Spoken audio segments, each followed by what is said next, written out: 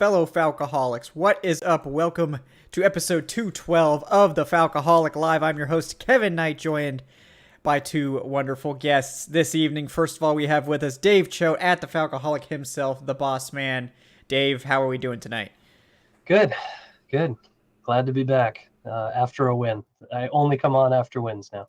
Yes, that is your right as the editor-in-chief. You can decide that you're gonna take up the very, very valuable win shows because we don't know how many of these we're gonna get, so we got to enjoy these while we can. Although if they're really good, I've just boxed myself into coming on a lot, so there we go. That's the risk you take. That's Yes. the risk you take. So that'll be a good problem to have, I think, though, if they're winning a bunch of games. So also with us tonight, director of guest personnel, Evan Birchfield. He is at Evan Birchfield on Twitter. Still above water, Evan. I was gonna say I thought you were gonna do like the Weather Channel style, and you'd be like outside getting blown around while you record but I guess you said you're already boarded in, so you probably can't do that now. Yeah, no, I could have done that earlier, but now it's dark outside. Everybody's boarded in, so yeah. All right, thanks for having me. Absolutely, we're happy to have you on. Obviously, hope everyone in Florida is staying safe. Was able to either evacuate or get someplace safe. And if you're in a place that needs to evacuate and you're choosing to watch this show instead, please evacuate. It will be available, shortly on all your favorite platforms, including the podcast platform that listen to audio. We're not important enough as much as, I'm glad you're enjoying the show, but it's not a life or death thing. Yeah, we got a Falcons win to talk about, guys. Atlanta defeated the Seahawks in what was a very good day from the offense, a very,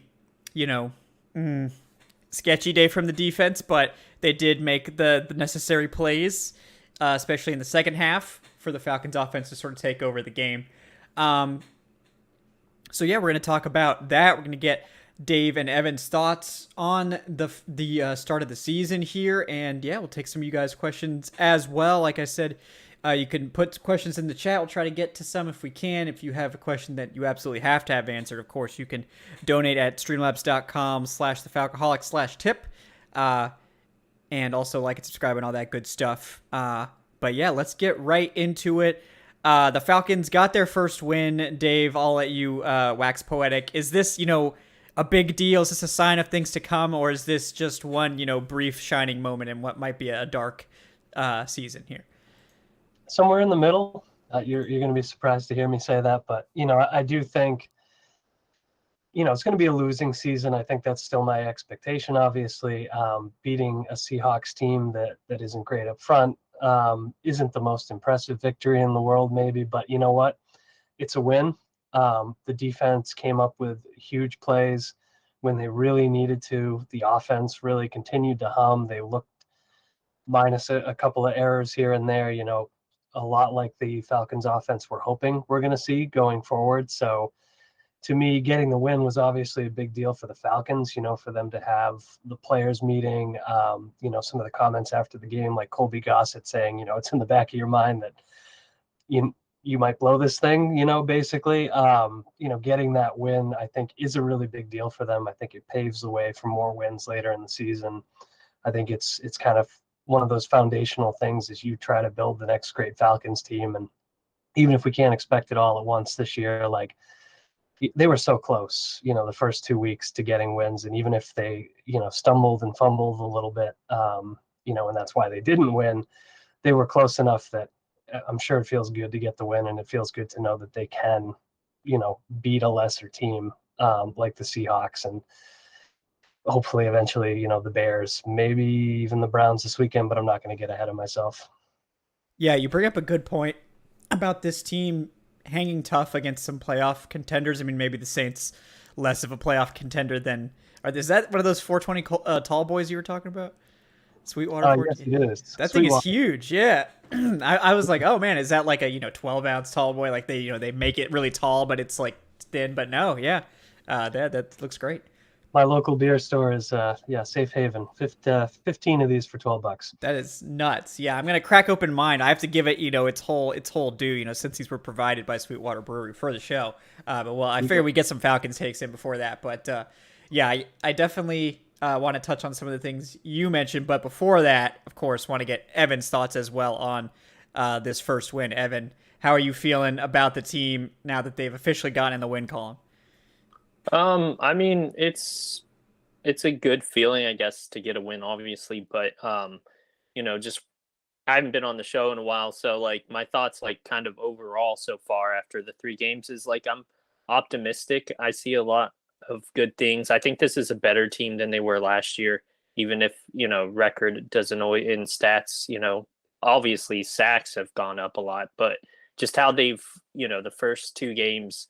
I think they lost by a combined like 4 or 5 points, and 4. Yeah, it was weird fashion how they were beating the Saints and then ended up blowing it to them. And then in the second game, they almost came back against the Rams. Seahawks obviously were probably more of an opponent on their level, but we're seeing like certain guys really step up, like Kyle Pitts. Was basically neglected in the first 2 games, where in this one we finally saw like right out of the gate, like, hey, using him does benefit the team.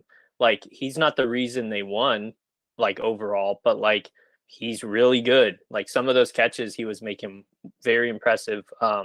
Obviously, Cordarrelle Patterson, like, I know if you follow fantasy, there was a lot of people, phasing him out. And last year he was really good in fantasy. Luckily, I, as a fan or whatever, decided to take him in as many leagues as I could earlier than probably he should have went. But he's been beneficial. It's a long season, obviously, so I expect they'll, factor in Algier and Avery Williams and Damian Williams when he gets back. But so far, I mean, Cordarrelle Patterson was looking great. When it was offensive player of the week or whatever for NFC, like really good stuff there. Mariota, I see some good stuff. Like, I know he's got some problems. Some of his passes are questionable, obviously fumbling the ball.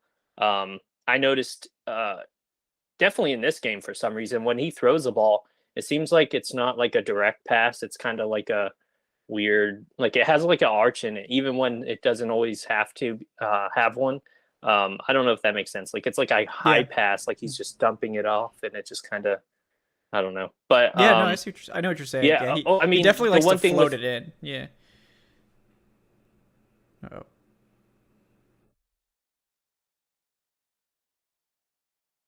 Dave, are you still there? Yep, I'm still here. I think I don't know. We might have jinxed Evan with all this like hurricane talk. Yeah. Hopefully that's just a connection issue and not something more obvious. We got him back. Welcome back, Evan. It's okay. I was like, oh God, we jinxed him with all this hurricane talk. I don't even know where. I don't even know what the last thing you heard was, but you were talking. The last thing I heard was you liked Mariota's play. You thought that he was arcing his passes a little bit, but otherwise, I mean, and he's got some bad stuff, but what I was going to say was there's been, definitely in the first game and the second game, some plays where the play breaks down, and this is nothing against Matt Ryan, but you just see where Mariota is able to extend the play and the benefits of having a quarterback who can run. And especially, the modern NFL, a lot of the best quarterbacks have the ability to run and scramble out of the pocket and stuff like that. And we've seen that where I would be like, oh, that's a Matt Ryan sack. Nothing against Matt Ryan. That's just how it is. Where like now Mariota can kind of run out and might pick up a few yards. So. Yeah, no, I think that aspect of his game of being a threat on the ground and his mobility has certainly, I think, been a better fit for this offense than Matt Ryan was. Matt Ryan certainly offers you, I think, more as a passer overall, but Mariota has been able to evade sacks that would have taken down Matt Ryan, and that's just sort of a limitation of Matt Ryan's game. And I think earlier in his career, he was able to evade more than we've seen, even with the Colts. The Colts have a pretty good offensive line. He's been sacked an enormous amount of times there, and I think it's just because he can't move like he used to be able to. So while I believe that it's a downgrade for the Falcons overall at quarterback, I think the way that Marcus Mariota plays is a better fit for the offense. So despite the possible, the lack of maybe dynamic passing ability that Matt Ryan offers you. Mariota's ability to run and his ability to evade pressure is that's resulting in a better overall offense, even though Ryan probably is a better passer, because I think I just think it's a better fit overall. So I'm excited to see that. Obviously, I mean, I don't think any of us were expecting the offense to really realistically be like significantly better this year, considering they were losing Ryan, but so far drastically better than last year. And it's easy to forget, but last year, they opened the season with 2 blowout losses, and a third, week 3, I think, was another blowout. So they really struggled early on. And I think I remember after week 2, the Falcons were minus 49 in point differential. And now through 3 weeks, the Falcons are only 1-2, but their point differential is -1. They're only, and that's pretty impressive. I think it shows you how much better this team probably is than last year, considering they've also played, at least one serious playoff contender in the Rams and sort of a fringe outfit in the Saints. But that was before the Saints, Winston was hurt and all this stuff. So it's I think it was a more full power version of the Saints than the one we've seen in the last couple of weeks. But yeah, I mean, the Falcons' offense so far has been much better than anticipated, and Cordarrelle Patterson's a big part of that. But yeah, Dave, how have they done it? How have they managed to keep Cordarrelle Patterson hot? Last year, it seemed like teams had sort of figured it out, or maybe he ran out of steam, but it seems like that is no longer an issue. Do you think it's more Patterson just really hitting his stride, or the offensive line playing better, or maybe a little of both? I think it's a little bit of everything. He is fresh. It's the beginning of the season. So I think that's obviously a factor, right? Like, he doesn't have as many miles on his tires as some guys do at his age, because he hasn't been playing running back full time. But, obviously it takes its toll over time, no matter how good you are at age 30 and above playing that position. So I think him being fresh has helped, but I also think it's him being comfortable. He talks a lot about, and that's one of the things that I really like hearing from Patterson, is like the esteem he has for Arthur Smith and the coaching staff. Like, he feels like they're putting him in a position to succeed. He's right. And so he's very comfortable with his role. I think it's easy to forget that last year he was behind Mike Davis on the depth chart at the beginning of the year. He only had 7 carries in each of the first 3 weeks. So he wasn't really like a full-time player, a full-time running back. He was certainly, splitting out wide a little bit more, catching more passes. So he's locked into this role. He knows what's expected of him. I do think that the offensive line is definitely blocking better for him than they did a year ago. If you look at, Patterson and Davis's, yards before contact number last year, it was terrible for both of them pretty much all year, even though Patterson got going in spite of it. So I really think it's a perfect storm of things where, like, you've got him at the beginning of the season. He's ready to go. He's in his second year here. He's really comfortable in his role. The line is blocking better for him. And he's just Cordarrelle Patterson. Like, this guy is insanely talented. I don't understand to this day why it took so long for a team to say, we should really make him a full-time running back and try to set him up for success that way, because he's just built for this. And, maybe he'll have some slower weeks later in the season when he tires out a little bit, but, I wouldn't bet against him for anything, because the guy's incredible. And he's being put in a position to succeed, and to his credit, he's doing it. Yeah, he's one of the most fun players for me to watch. I mean, he's such an electric personality, sort of an understated, I would say, an understated like speaker. Like, he doesn't come across as like one of these wide receivers that's like, oh yeah, me, but like, you can tell by how he carries himself and how he plays. He's so like outgoing, but he does it through actions. Like he just, the way he throws the ball after a big run, or like he trucks into people, celebrates with guys on the sideline. He's just one of the heartbeats of this team, and I'm just so happy for him that he could finally have an offensive role. Like, I can't believe it took until he was age 30 for someone to figure this out. Like, yeah, like I'm gonna, yeah, go ahead. Yeah. No, I was just going to say, we do have to, I think, give some credit to Dave Ragone and Charles London, in Chicago too, for getting him here, because they clearly saw glimpses of what he could do in a pretty terrible Chicago offense. And, and I know advocated to bring him over to Atlanta. And, you know, maybe the Falcons front office and coaching staff would have figured that out anyways. But like, I think he's just one of those guys. Like, he seems like an incredible person too. So I think a lot of people got invested in his success, and it helped land him here. So that's just a big deal. Yeah, I agree. Yeah, Evan, I know Patterson's one of your favorite players too. You talked about him in fantasy. What do you think is the secret? Do you think he's just sort of unlocked his because I think he's running with better vision and stuff like that. He looks very, spry at this point for a 31-year-old running back. But do you think it's Patterson sort of finding his second wind here in the NFL, or is it the offensive line in front of him, or a little bit of both? I think it's a mixture of everything. I mean, we saw it last year, but the offense has more weapons just for Drake London being there and Kyle Pitts, being a threat. And, with Mariota being able to also now scramble, there has to be somebody keeping an eye on him too. I don't know. I really don't understand how, because you look too, it wasn't just in Chicago. He was also in New England for like a year or two, right? And Bill Belichick's like one of the best coaches ever. And it's like they didn't really figure it out. Like, it took him coming to Atlanta to really unleash what Cordarrelle Patterson could be. He was an all-pro and stuff, but it was special teams.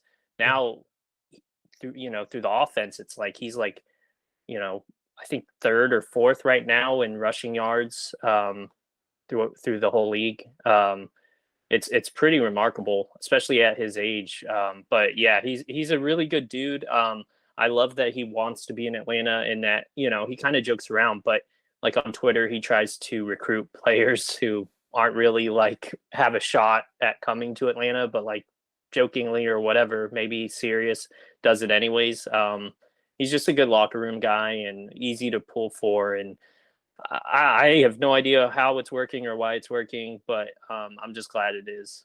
Yeah, absolutely. I mean, yeah, I agree with that 100%. Just, don't argue with it too much. The run game was one of the biggest weaknesses on the roster last year. Even though we had Patterson, the consistency wasn't there, and the big running games. He had like one, I think, 100-yard game, maybe two.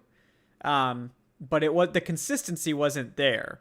Like, I think he had like 500 something yards on the ground all season. He's got over 300 already. So he clearly on pace for a much better season. 6.2 yards per carry on almost 50 carries thus far this year. I mean, it's just a absurdly good season for him so far. Very excited to see that. Yeah, and just checking in, I mean, the Falcons right now, 9th in points scored, 14th in total yardage on offense. And in the run game, they are 5th in yardage and 7th in yards per carry. So, I mean, this is a much better run game in general. I mean, especially considering week 1, their best game, they played the Saints, who still have a very good run defense. The Falcons certainly made them look silly, but they've beaten two good defenses at this point. The Seahawks definitely don't count as a good defense, but they have managed to do it against two pretty good units. And that leads us naturally to the passing game, which has been efficient, but hasn't been particularly voluminous, I guess you could say. Like, they haven't thrown the ball a ton. Like, this team is 31st in passing attempts so far. So we'll get to that in a second. I do want to read some of these donations before we transition to some Marcus Mariota and passing game talk. Got Mad Tom K with the $3. He says, thank you, Mad. Also, by the way, he says, on a positive note, this is the first time that I really felt like we got a good view of what this offense can become. They were running at will. Mariota was tossing it deep, and the best weapons all got going. Hope they can keep this going. Yeah, I agree. I think that dovetails into the passing game discussion that we're going to have here in a second, which is, I think they're probably best when Mariota's throwing it like less than 30 times a game. Going for this efficient passing offense that's not giving a lot of volume, and you're letting sort of your running backs take over. And, if Patterson can hold up to the strain of doing this for a whole season, that could be very, very deadly. If he needs a spell, then we really need someone like Tyler Algier to step up. And, we'll probably see Damian Williams again here at some point too, and we'll see what he can do in the rotation. But yeah, Matt, I think that's a good point. I think that this game against the Seahawks, you're probably hoping to score into the 30s, which I think they would have if not for the fumbled exchange between Algier and Mariota. I think that was a scoring drive. I know a lot of people blame the drone stoppage as well for slowing down that drive. And I think you're probably onto something there, but unfortunately can't control that. But yeah, thank you for that, Matt. And then we have a question from DJ Stud 1987 with the $5. Thank you for that, man. Appreciate it. He says, who are some of the potential free agent prospects in the trenches the Falcons may be interested in next year? The O-line is playing well, but I feel we need one more dominant piece at center or left guard. Yeah, I pulled up the list. I mean, right now, it's not super duper stacked. There will be some people, cut and some re-signed and all this, so we'll see how it goes.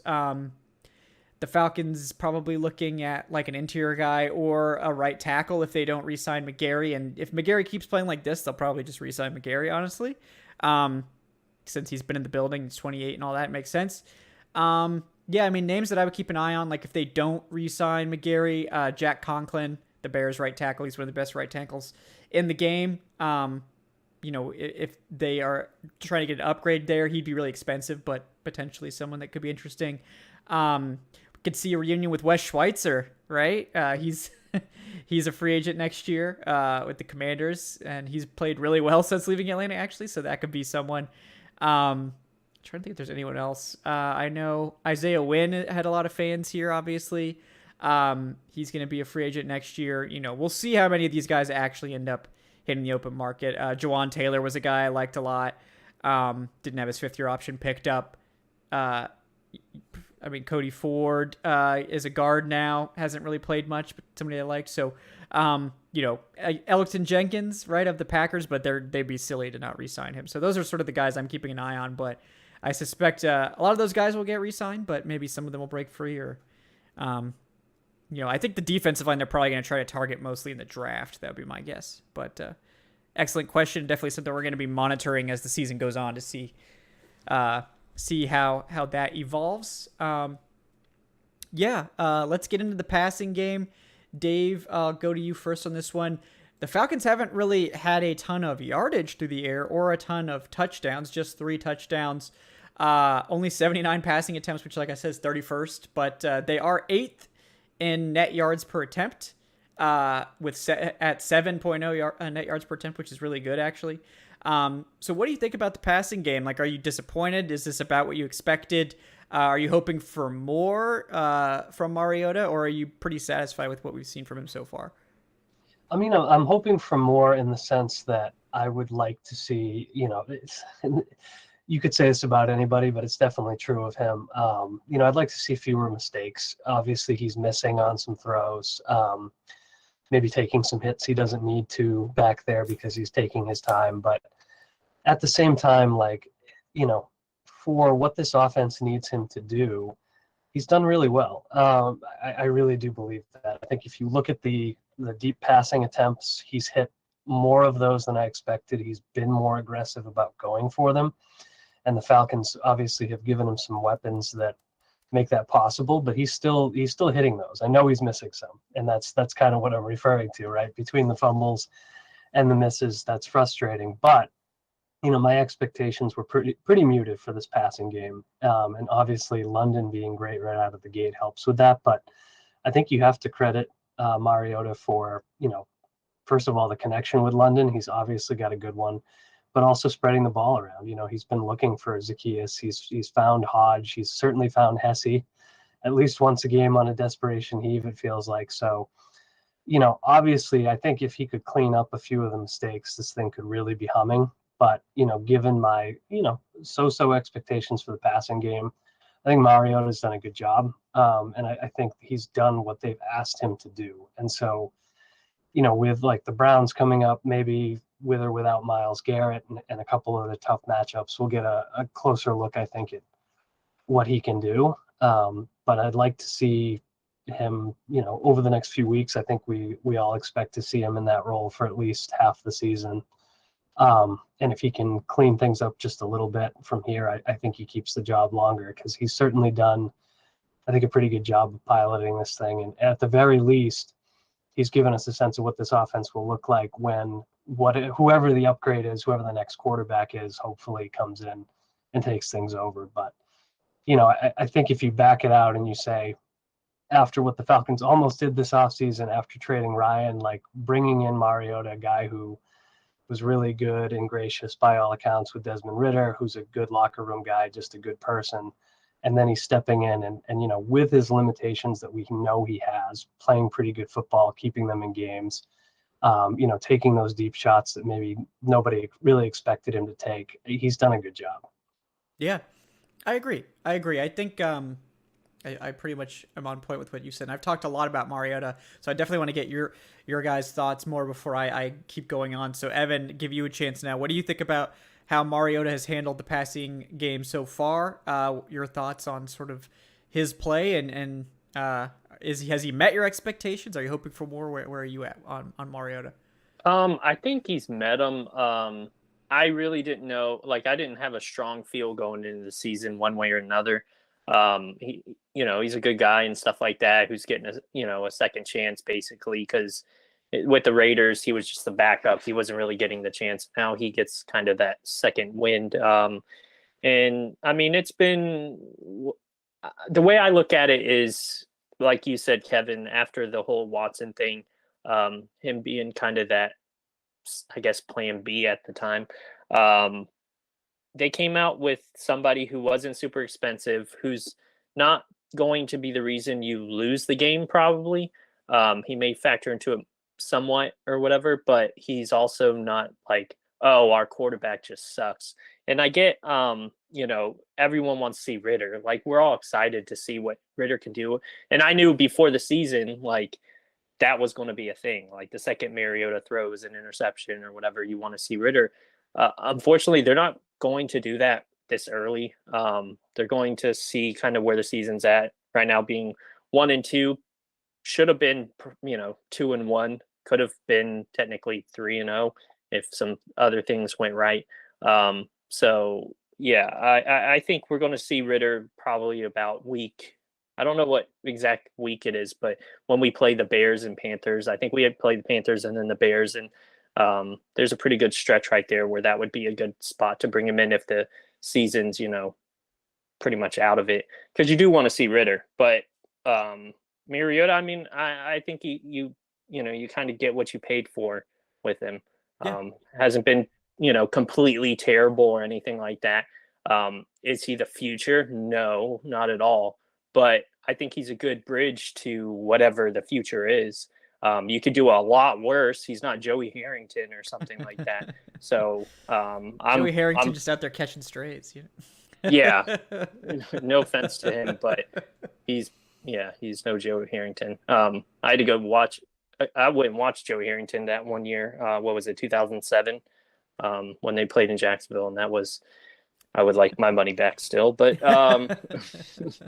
but yeah. So yeah. Yeah. No, I like where you're going with that. Yeah. I mean, I think Mariota has been probably either about what I expected or maybe even a little bit better. And I think this last game gave us a little bit more faith in him because of his finally choosing to push the ball deep. And I think it worked out really well in this game for the most part. I mean, I know the first throw to Pitts didn't connect, but the deep passing game is always going to take the longest to hit, to come together, because it just takes reps. It takes practice, especially when you have a new quarterback come in and a lot of new receiving options come in. It's something that you can't force to happen quickly. You just have to sort of learn. But I think particularly with Olamide Zaccheaus, Mariota has a great connection with him on the deep stuff. I think he's still developing it with Kyle Pitts. We've definitely seen him hit Cadero Hodge and Drake London on a lot of intermediate stuff. So, and there was almost a deep Drake London touchdown. It was really well defended by Seahawks corner Michael Jackson, I think is who it was. Just a really well defended play there. But I mean, he hit London in stride there, so that it's coming together. It's not 100% there yet, but I think it's been about what you were hoping for. He certainly hasn't come in and lit the league on fire or anything like that, but I think Mariota's done enough every week to keep the Falcons in contention. As you can see by the -1 point differential over 3 games, like this team has been absolutely in it in every single game and threatening to be 3-0. And looking at sort of all the advanced stuff to give us an idea, like I know you guys are probably familiar with DVOA, which is one of the advanced statistics that tracks teams. It's one of the most consistently correct ones, I would say. And it sort of looks at the entire picture of the team. And last year, DVOA absolutely hated the Falcons. Like it ranked them like 32nd most of the year. Like they were just all from the very beginning. It thought they were fraudulent. That they were one of the worst 7-10 teams. Well, one of the only 7-10 teams because we've only had 17 games for one season. But 7-win teams at least. And all that. This year, it's not the case. DVOA right now has the Falcons at 14th. So they're right about league average. And I think watching the games, that sort of checks out with what I've seen as well. And like they break it down by offense and defense, special teams as well. So for the record, they're 8th in offensive DVOA or VOA or whatever. They're all the way down at 27 in defense, which is not surprising, but they're 6th in special teams. So they're actually getting a big boost from the special teams, which I think has been quite good. But yeah, does that, Dave, I'll go to you first on that. Does that sort of track with your thoughts on the team that they're sort of playing more league average than their 1-2 record would suggest? Absolutely. And I think, again, who knows what this team's ceiling is this year. I still feel like there's a hard cap on it. But they are certainly better in the early going than I would have expected. I thought that, when the Rams went up 28-3, which did not trigger me at all, that felt like, okay, they're cooked, right? And the fact that they climbed back into it at all, that they, were so close with the Saints, even if they ultimately kind of blew it, and the fact that they hung tough against Seattle, like this is what the team last year could not do. Playing good teams, they got blown out. Playing below average to average teams, they would win. I think the most they won by last year was 8, or they would lose, and they lost a lot more than they won. So, to me, this team is definitely better than they were last year, and they are more like an average team. And I think it'll be really interesting to see, like, in the coming weeks with some of the tougher matchups that they have ahead of them, do they kind of fall back to earth a little bit and we say, okay, yes, there are, we know what the defensive limitations are, right? But there are some limitations on offense too. Next year will be great. Or do they kind of stay in this stratosphere and end up winning maybe a few more games than expected? And I think the fact that at least I'm sitting here and saying that feels like a legitimate possibility, that they could hang tough with some teams and really kind of be in the middle of the pack throughout the year is something that I wasn't really thinking to start this thing off. So that's really encouraging. Yeah, I think the way they lost the first two, the first one obviously leaves a really bad taste in your mouth, but the Rams one coming back in that, when last year, whenever they got down like that, they basically just got the shit kicked out of them. And that hasn't happened this year. They've managed to hang tough with everyone. Obviously, beating up on the Seahawks, they probably should have won this game by another touchdown or at least a field goal. They did, I think, get a little bit lucky in the second half with the Seahawks sort of shooting themselves in the foot on a couple of occasions. And the Seahawks are clearly not a team that's designed to like close the gap on anyone. Like they want to run the ball, and their passing game is predicated on this like short, quick passing that Geno Smith has actually shown that he's pretty good at. Leading, I think he was leading the league in completion percentage last going into that game at over 80%. He's just lethal with those short to intermediate passes. It's hard to come back with that style of play, especially against a team like the Falcons that's just destroying you on the ground, which is exactly what they did. They just really cut down the game in the second half. But that sort of brings me to the other side of that, which would be the defense. I did want to get, Evan, your take on sort of where you think the team are. Do you think that like their DVOA sort of suggests that they're more of like a league average team than like a, late 20s team like some of the power rankings are still saying? Yeah, I mean, I thought they were, even before the Seahawks win, about league average. I can't remember who the exact guy was, but somebody for CBS specifically had them at 32, and I was like, that's harsh considering they almost came back against the Rams and they were beating the hell out of the Saints and then just whatever lost. But the worst team in the league does not lose games like that or almost come back on former Super Bowl champions like that. But I think they're about league average. And then, I'm a PFF guy. I don't 100% agree with him, but I always like to look at the numbers and stuff like that. Like PFF has them right now. And I'll ask you guys where do you think that PFF has them ranked right now? Overall grade, 20th, like team wide. I think Dave 20th. Has them tied fifth. Yeah. It's all Cordarrelle Patterson. Yeah. Right. And this is like not taking into account losses and stuff like that. It's just overall performance and how the team should be. They have the defense ranked 12th because they haven't given up as many points as people probably think compared to the rest of the league. And then offensively, they have them 9th. So, I mean, they think they're not the worst team in the league. And that's probably a little high. But I think they're middle of the road with potential to creep up into the, 15-14 range if things go right. I mean, it's a long season still, but right now I'd put them at like probably 18, something in that area. Yeah, that sounds fair. I think anything like around league average to like 20th is probably about where I would sort of expect them to be at this point. That's the thing. Like, they're not getting blown out. You know, it's easy to get mad at these losses because they've been pretty stupid with literally losing. Like, we should have beat the Saints, and then they just blew it. And then coming back against the Rams was exciting and literally came down to the wire. Those weren't games where we got blown out. And then the Seahawks game was close, and we didn't blow them out, but, we didn't. It was a win.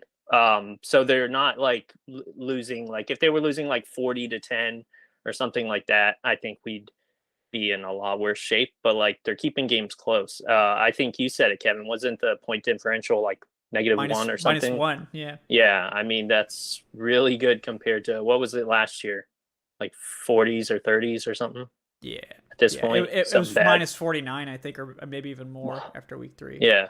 That's I'm crazy. gonna find out because I want to know, but it was pretty bad. Yeah, so I mean, that tells you right there, much better team. But yeah, I'd say in the 17-18 range. If somebody wants to say 16, fine with that. But they're definitely not 32nd. Yeah, no, I agree. Yeah, at this point, I think they were. Let's see, they did win in week 3 against the Giants, 17-14. But so yeah, they were -49 going into that game, so they would be -46 at week 3 at this point after that. So, yeah, I do wonder if we're going to get a similar result because the Falcons are going to be playing the Browns. We're not really talking about that game too much in this, but do the Falcons like play a good game but then just like lose it against the Browns or what? I'm interested to see how that goes. But yeah, I do think that the team is better than I expected. I mean, I thought they were going to get the floor wiped, by the Rams. I did think the Saints were going to win, but the Falcons like sort of outplaying the Saints throughout that game and then just blowing it. While being very familiar, it was better than expected. And then the Rams game, I thought it was nice to see them fight back, and then they sort of handled the Seahawks. I mean, it was definitely back and forth in the first half. I thought the defense played better in the second half. And that's sort of a good segue into talking about the defense too. Let me shout out everyone in the chat, by the way. Thanks to everyone for hanging out, talking with us tonight. Appreciate everyone. Please do like and subscribe if you haven't done so already. Really appreciate those metrics. Those really help us out. You can check out the Patreon if you're interested. Getting some exclusive perks like early access to the podcast episodes, ad-free editions of all the content. If you want to get on this next patron Q&A that's going to be early next week, I believe. So plenty of time to sign up for that. So check that out, guys. And let me, commentate on my beer selection here tonight, which is Sweetwater's Blue, which is one of their wheat ales. Not one I've tried before. There's the color for those of you, craft aficionados. Yeah, it's wheat with a lot of blueberry, but I would say the blueberry is sort of like a lighter flavor. I would give it a solid B. It's not my. I tend to prefer like citrusy, like wheats over like sort of fruitier ones. But I mean, I think it's well balanced. It's not overly sweet, certainly, which is nice. But yeah, I give it a solid B. It's definitely something I think it would be good for like a summer day, outside in the heat. Something you're looking for something a little bit lighter and crisper. So that's my take there. But Dave, have you had Sweetwater Blue as well? I have not. I was excited to see that Sweetwater has made its way up to me in the frozen north, but Yeah. I have not run into that one yet, so I'll have to keep an eye out. All right. Well, when I do the Sweetwater 420 review, which I could probably do from memory because I've drank so much of that when I lived in Florida, but I'll have to. Then we'll have to pull in Dave because I know he's enjoying it right now. So. Yes, sir. Yes, sir. I was gonna break out something even stronger, but it's a Wednesday night and I want to be coherent. So That's fair. That's fair. It's a win, so we don't have to, drown our sorrows this week. So that's nice. It's always nice when that can happen. But yeah, let's move over to the defense, which has been the less stellar version of the team. It hasn't been awful, but it's also not been good. Certainly, they were very close to being good against the Saints before they blew it. That looked like a great performance. It's sort of been a tale of two halves every single week with the defense, where we've got a really great half against the Saints, a very good half against the Rams where they kept them sort of in check, and then the same thing against the Seahawks. They allowed just 3 points in the second half of that game, allowed the offense to take control. But overall, the Falcons 26th in points allowed, 22nd in total yardage. Much worse against the pass so far, 27th in yardage there and 23 in net yards per attempt. On the ground, 15th in rushing yardage allowed and 20th in yards per attempt, which seems about right. I think they've been more consistently they haven't been dominant at stopping any run games, but they've kept them from going out of control, and they've generally forced teams to pass against them at some point in the game. So I think they've been doing enough.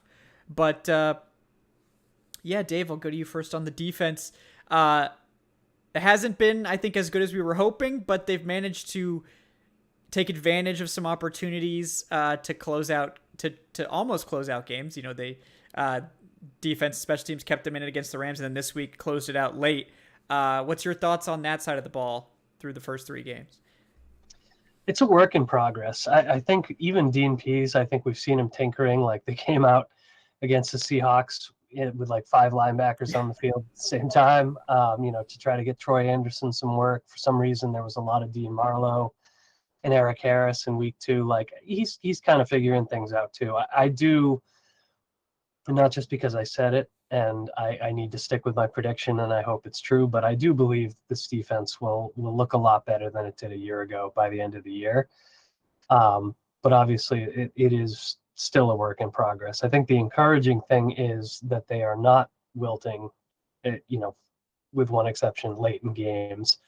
That somebody like Richie Grant, who is a big-time playmaker that they were missing last year, is out here making impactful plays.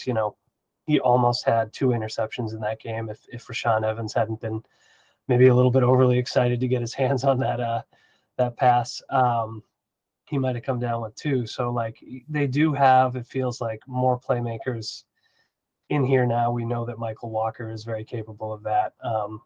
Certainly Grady Jarrett has been bouncing back, I think, with a little bit more help around him. So to me, it's just a matter of time before this defense starts looking, maybe not great, but certainly better than they've looked so far. Obviously, I have not been super thrilled with the results we've seen. If you look at week 3, people say, well, they only allowed 3 points in the second half, which is true, or that, they bent but didn't break, but also they bent really, really far. They were 420 yards. Yeah. A couple of plays away from losing the Falcons this game, let's be honest. And I'm super glad they didn't. And Grant's interception and Jarrett's sack were huge plays that they weren't making a year ago. But my expectations for the defense is still they're going to get better with time. I think Anderson's kind of a wild card. He might be a big time contributor later this year, but guys like Walker, guys like Grant, Hawkins, they're only going to get better with more playing time. So I'm still optimistic about them. I think it's going to take a few more weeks, I'm really bracing against Cleveland with, their rushing attack about what this is going to look like. But, I'd say I'm not necessarily thrilled with what I've seen so far, but I know, the glimmers of promise are there. I've been happy with some of the late plays that they've made that have been game changing. And I do think by the time we get to the end of the 2022 season, we're going to see the progress here. So. Yeah, I agree. That's a good segue into Evan. I was going to ask you who are some of the defensive players that have stood out to you, and your thoughts overall on the defense so far. Yeah, aside from the ones Dave mentioned, like Taquan Graham has quietly had like a good start to the season. Rashaan Evans, good free agent signing who's stepped up. Michael Walker, I mean, I know Dave mentioned him, but he's been playing really good. And then Richie Grant, obviously, I think he basically took Eric Harris's job. But overall, I mean, it's early yet. I'm not going to freak out. I think they've given up like the 20, I don't know. I think they're like 25th or something in points allowed. But they've, if you look at like how some of the games went where playing the Saints, they weren't giving up many points, and then they kind of caved at the end. And then against the Rams, it's like they gave up points, but then they started coming together towards the end. So it's like it's a really, and then 24, 23 points allowed to the Seahawks. They're a bit up and down, but it's a long season, and I'm optimistic. I think there's some guys who are stepping up, and if anything, if the defense still struggling by the end of the year, I think there's a couple young guys that really are going to be something worth keeping, going into next season. Richie Graham, I mean, seeing the progress he's made, you have a good safety there. Mike Walker, linebacker we're going to have in the future.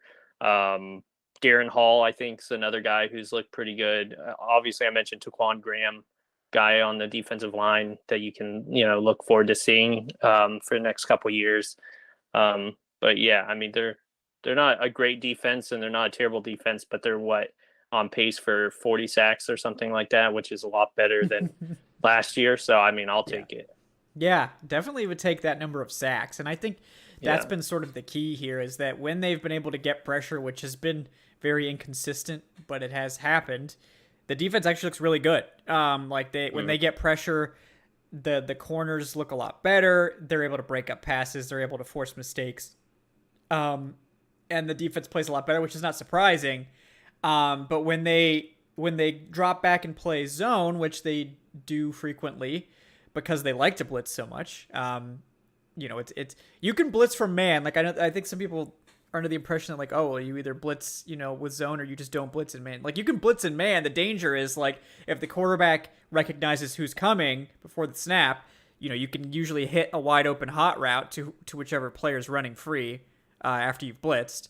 It's easier to sort of disguise who's open when you're playing zone. But I think in zone coverage they've been pretty bad. Like I don't think they're playing it well. I think AJ Terrell is a lot more effective when he can play like closer to the receivers and break up passes and stuff like that. We know Casey Hayward is better in zone, but it hasn't been great from Casey Hayward thus far. I mean, I think he's been fine, but has he been a major upgrade over Fabian Moreau like everyone was hoping? Not so much so far, but it's early still. I definitely wanted to shout out Richie Grant, who is sort of emerging as one of the better players on defense overall. I think he's like second on the team in PFF rating or something like that.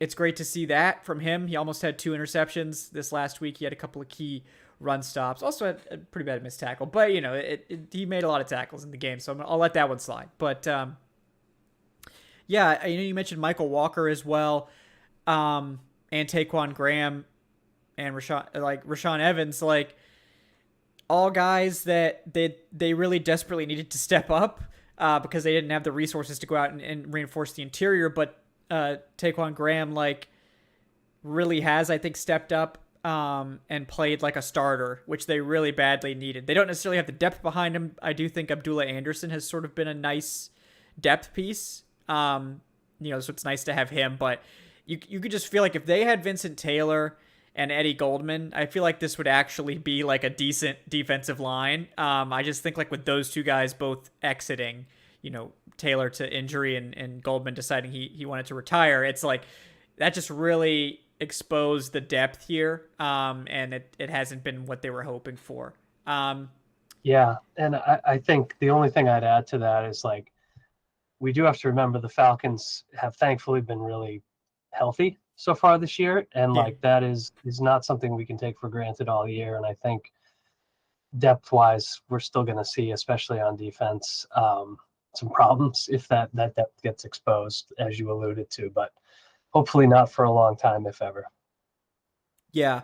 I think that the injuries, like, it's funny because they actually put a lot of guys on IR at the start of the season. Thankfully, they haven't had to put a lot more guys on IR, so that helps. But the big one, I think, is Isaiah Oliver, because right now we've seen this sort of rotation in the slot between Mike Ford, D. Alford, and Eric Harris, and I do wonder if that sort of constant shifting at that spot is preventing the defense from getting a little bit of chemistry, the secondary from sort of learning. I think D. Alford has looked the best in coverage. I think Ford offers you a bit more against the run, and, Eric Harris is sort of the other end of that spectrum. Like, he's going to be much more effective against the run as a safety, but not going to be covering receivers particularly well. So I'm curious, what do you think about the return of some guys? Marlon Davidson could be coming back at some point. Isaiah Oliver is the big one. I do wonder if Oliver is going to be like a key piece to sort of unlock what this defense maybe is supposed to look like. I'm curious, Dave, what are your thoughts on Isaiah Oliver coming back? It could be as early as week 5. How important do you think his return is to maybe shoring up this secondary? I think it's really important. I think the issue for me is like the team was playing Oliver, right, in preseason. So that tells me he was probably pretty close. And if he can hit the ground running as soon as he comes back, I think that's a huge deal for the defense. I think, Mike Ford has held his own. D. Alford has held his own. You're ideally not trotting out Eric Harris as much as I like him as your nickel all that often. So he is going to be a difference maker to me, based on what we saw last year and how much he was thriving early on. Getting Oliver back is going to help this defense a lot. The question for me again would be like, if they didn't feel he was ready to be a full-time contributor, and that's why they put him on IR, does he still need some time when he gets back to get acclimated and adjusted? And does that impact things? But whether he's ready in week 5 or week 8, whatever it may be, I do think it's a big deal for him to come back. And, I would add Marlon Davidson, given the shaky state of this team's depth, if he comes back and he's healthy, which I'm hoping, he could be a big difference maker as well. Not as much as Oliver, but certainly a factor. Yeah. He's the type of guy that I wonder how important he really is to the whole scheme, because I think right now they're sort of taking D. Alford out a lot because of his stature. Like, if he really is what he's listed at, which is like 5'11", 175, like, he's just not going to be an asset against the run and could be picked on if he's kept in there full time. So I think that's why we saw Eric Harris and we've seen Mike Ford some. It's not that we've actually seen Alford like struggle as a tackler or anything like that, but I think they're worried that if they leave him in there, teams can sort of game plan to just run right at the slot. And that's probably not going to be his forte.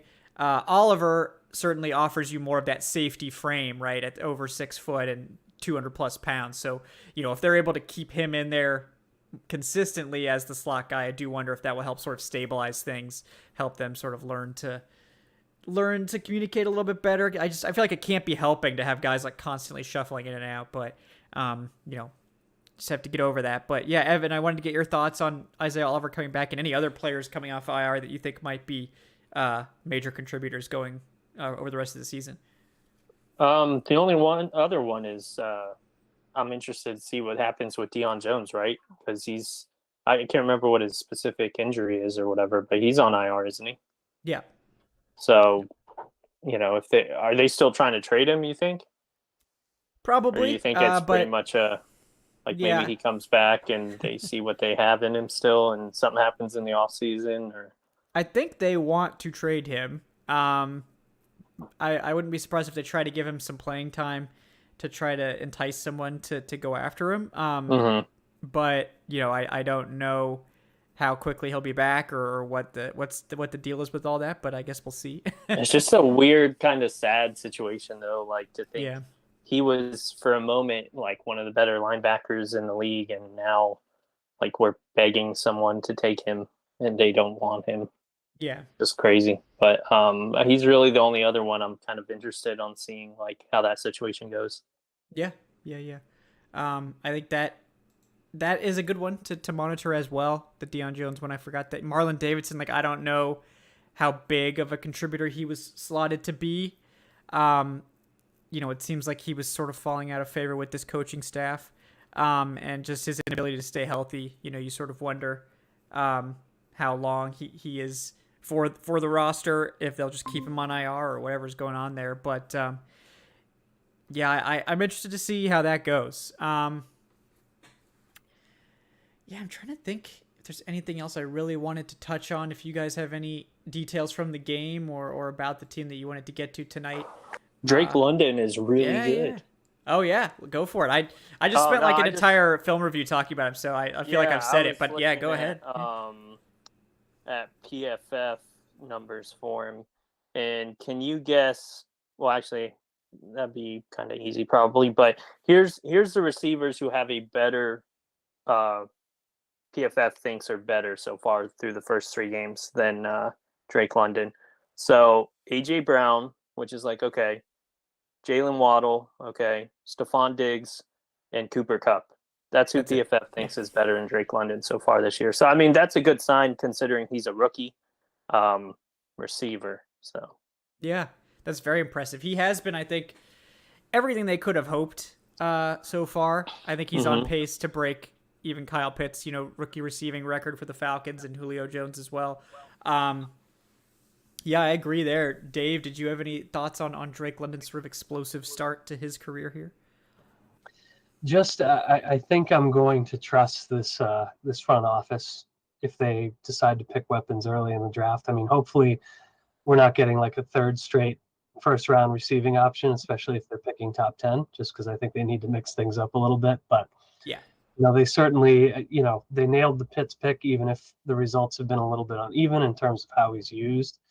And they've certainly nailed London. Like to me, his catch radius, his hands, his ability to win contested catches, his ability to get open, the rapport he's got with Mariota already, like just super advanced stuff for a rookie. And they thought he was the best guy in the class and they had to get him. And so far they're right. So to me, like the fact that no matter who's under center, they're going to be able to throw to London and Pitts, for years to come. You've spoiled that guy. So it's pretty awesome to see.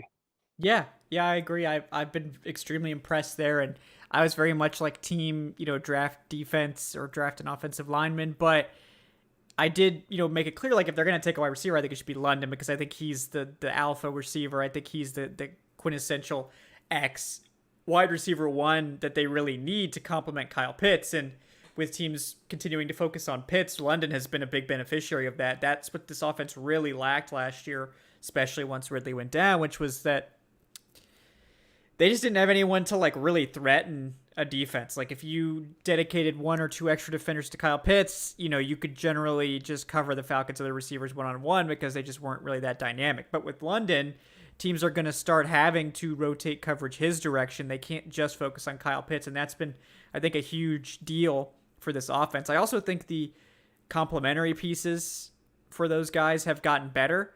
I think that Zacchaeus has really stepped up to be the wide receiver 2 even. And I know this is the revolt in the chat saying, hey, I just wanted to point out that I said this in the spring, and you're absolutely right. I think Zacchaeus is like a high-end wide receiver 2 according to PFF's rankings. So like a very good start for him so far. Cadero Hodge has been, I think, much more productive than anyone was expecting so far. Hasn't caught like a ton of passes, but they've all been like really long catches. I think he's like 19 yards per catch or something like that. So that's been nice to see. even guys like Parker Hesse hasn't necessarily been a factor in the receiving game, but as a blocker, extremely good as a blocker so far, which always sort of was his like ceiling there, but we just hadn't quite seen it.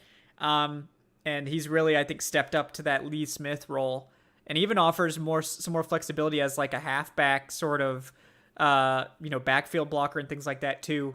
We know how much they love to do stuff like that. So I think overall it's been just sort of everyone stepping up in the passing game.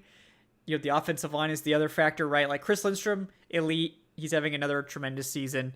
Colby Gossett, I thought, played well at guard last week when he had to step in. I thought that was pretty good. No complaints from me there. Jake Matthews has been his reliable, good self too. Caleb McGarry, I think, is having his like best season according to PFF so far, as just like an above average right tackle. But that's I'll take it. And then Elijah Wilkinson, I think, has been sort of a pleasant surprise. Not really a factor as a run blocker, but pass blocking, not bad.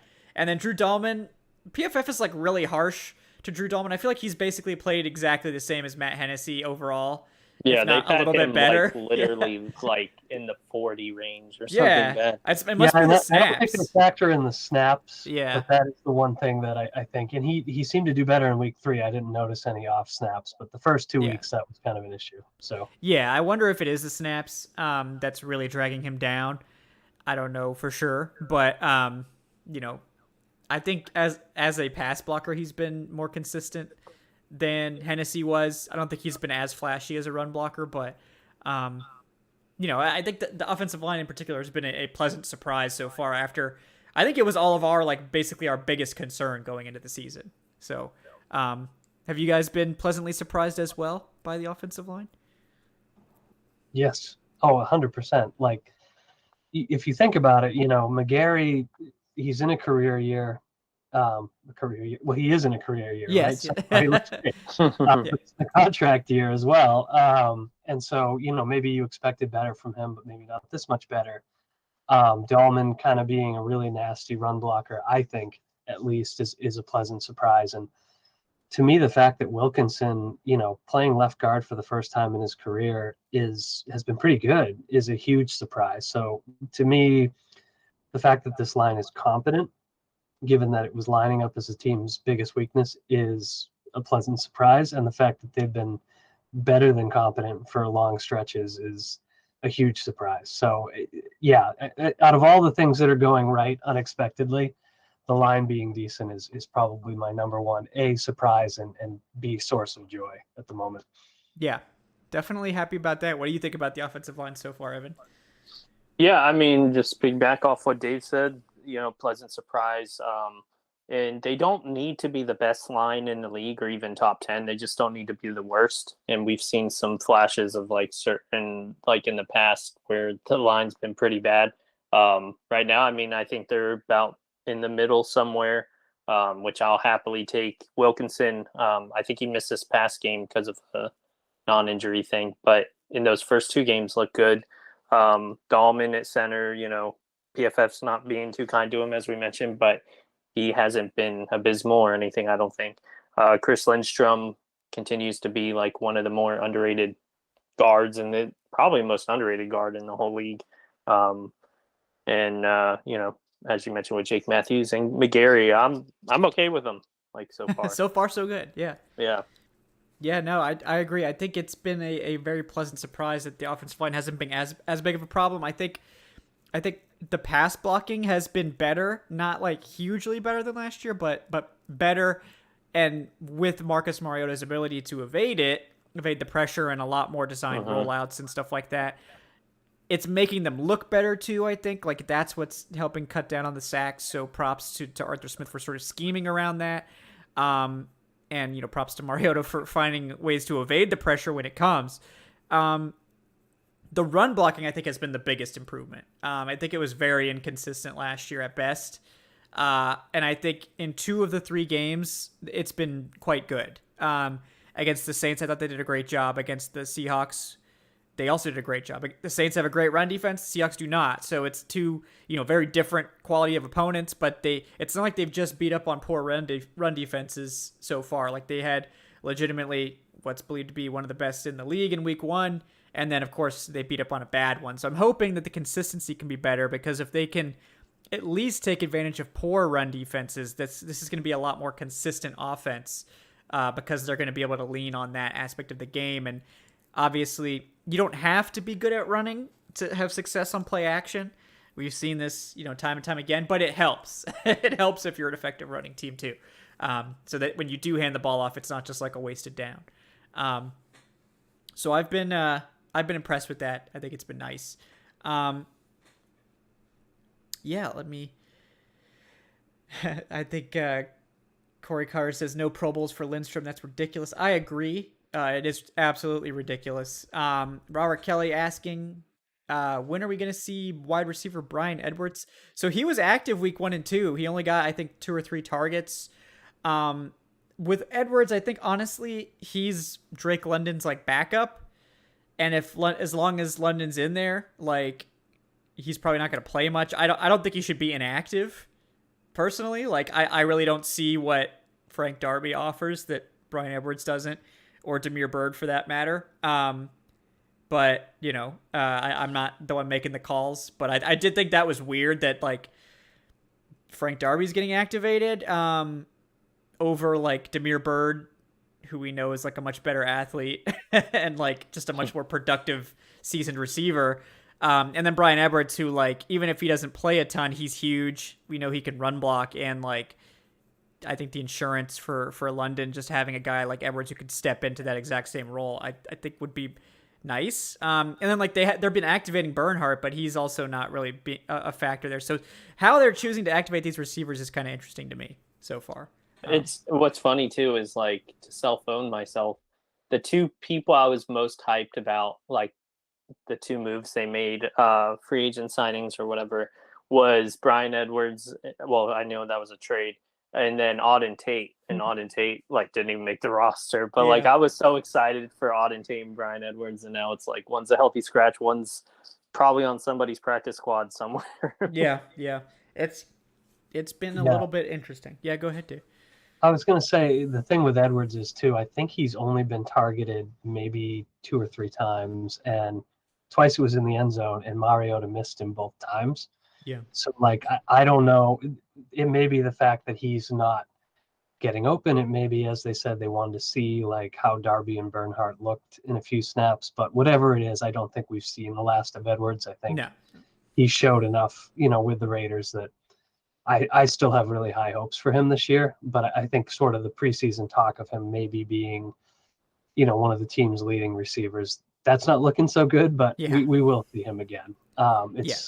It's just that Zacchaeus has done so much for them, and Hodge is valuable too, that they might park him occasionally.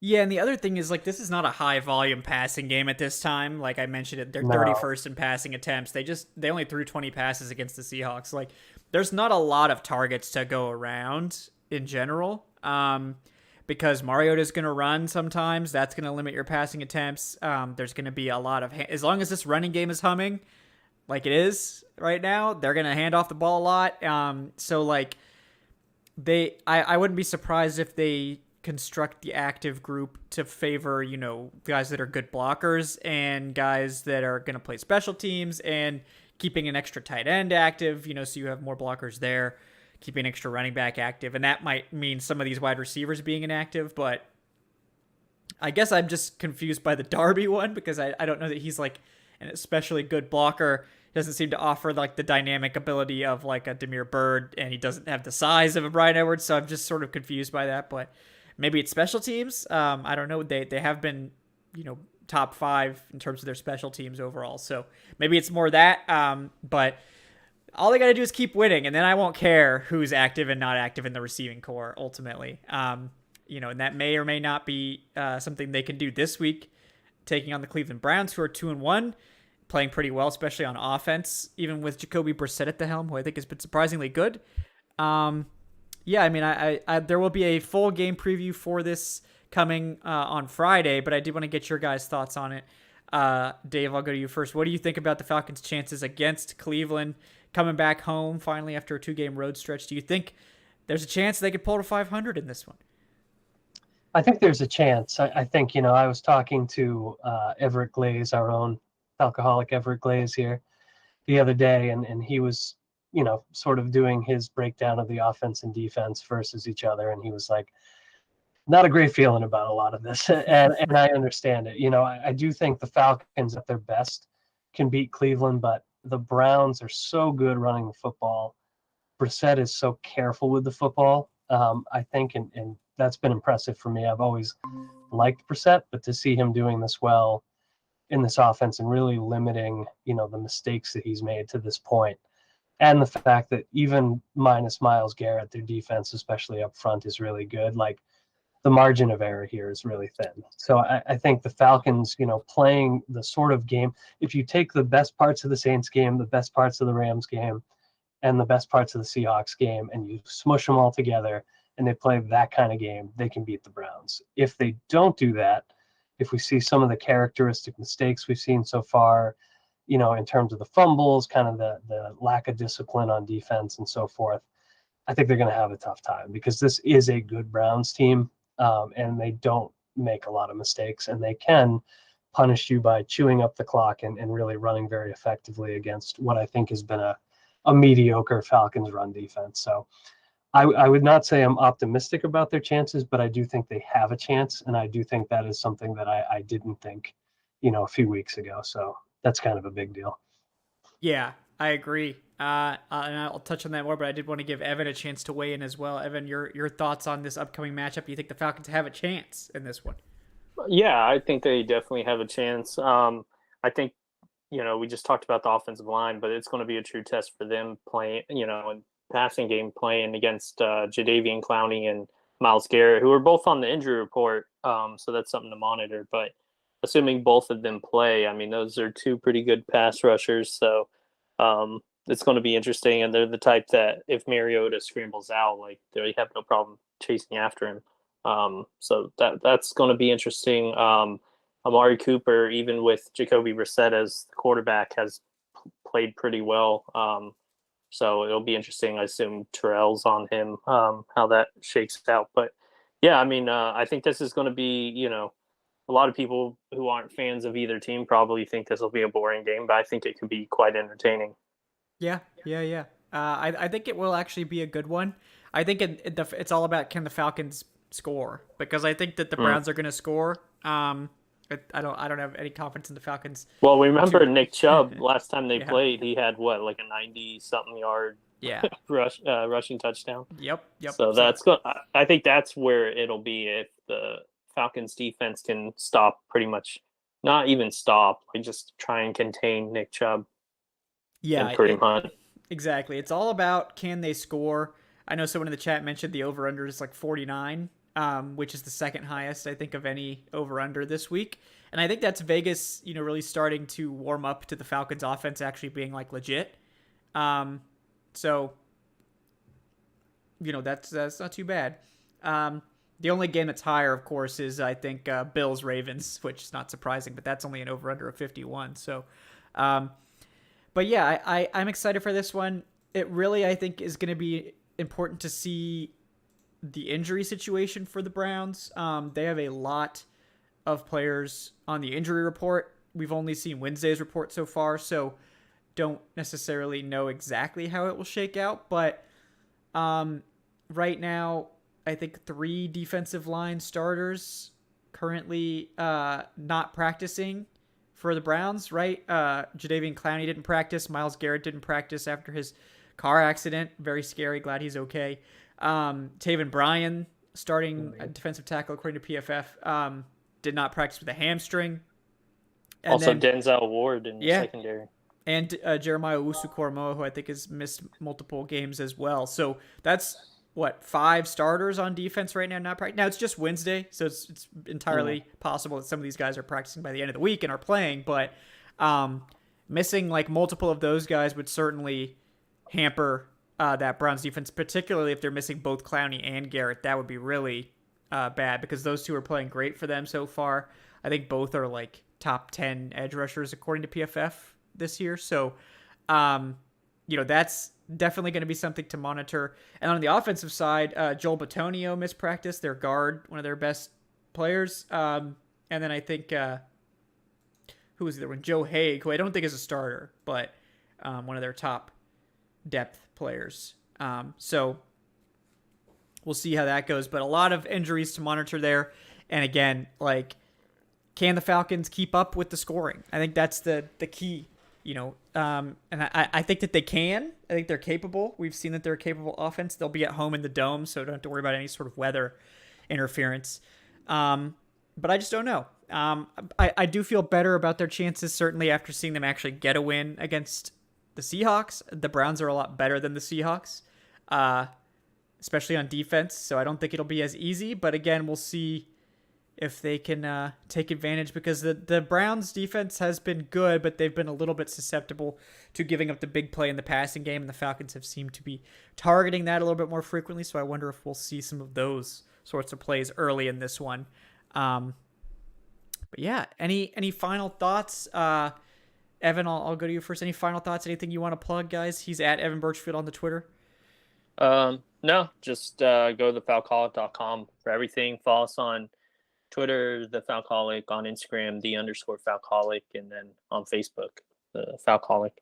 And thanks for watching. Yeah, absolutely. Thanks for coming on, Evan. Appreciate you. Good to see you. Hope the hurricane stays away as much as possible. Yeah. We'll see what happens. Yeah. Dave Choate with us as well, guys. He's at the Falcoholic. Dave, anything you want to plug tonight? No, I think Evan said it well. Follow the Falcoholic everywhere you can. We're not on every platform yet, but we will be eventually, I'm sure.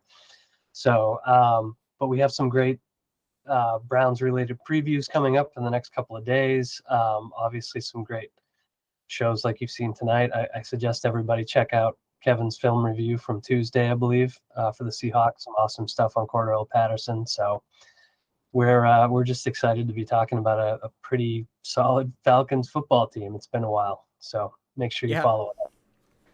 Yeah, obviously, definitely do check out the video, the film review, if you're so inclined. Give us a like and subscribe on this video. Make sure you hit that little alarm button so you get notifications when the new content drops. We appreciate everyone for hanging out with us tonight. Check out the Patreon, patreon.com/Falcoholic Live. Benefits for both the video viewers and the podcast listeners. Like I said before, early access to the pods and ad-free, high-quality downloads of said pods. So really, it's a win-win. And for those that don't know, I can't believe it took this long, but Patreon finally made it so you pay on the day you subscribe and not just randomly on the first. So you don't have to sign up and then get charged again on the first, which I always thought was really stupid. So now it actually is like every other normal subscription, and then it just charges you once a month when you subscribe. So I thought that was a good change. So if that was keeping you away for whatever reason, it has finally changed. I'm glad. So yeah, check that out, guys. And yeah, I will have my game preview for Week 4 against the Browns coming out Friday. I'll be having Alan Stirk is still on vacay, so I'll be having Noah Schaefer of the Dog Check podcast on the Believe Network. He's going to be coming on to help break down this Browns matchup, so you can look forward to that on Friday. So yeah, guys, really appreciate you for tuning in tonight. Thanks for hanging out with us here on the Falcoholic Live. We will talk to you guys next time. If you don't check out the game preview, we'll see you back on live Sunday, immediately following the game, approximately 4:15 or so, give or take, depending on how, long it goes. And we'll see you guys then. So until then, enjoy your Wednesday night, and we will talk to you guys on Sunday. Until then, have a great night.